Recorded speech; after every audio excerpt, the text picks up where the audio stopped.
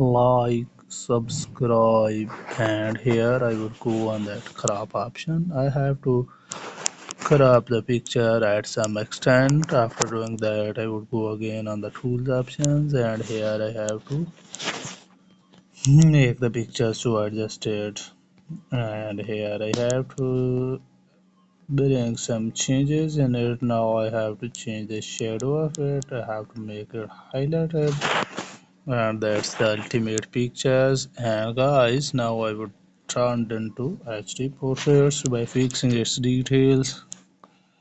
AI system is enhancing our photo, and that is the ultimate pictures by the application of these things on it. Here we could also apply that makeup options on the image like that one.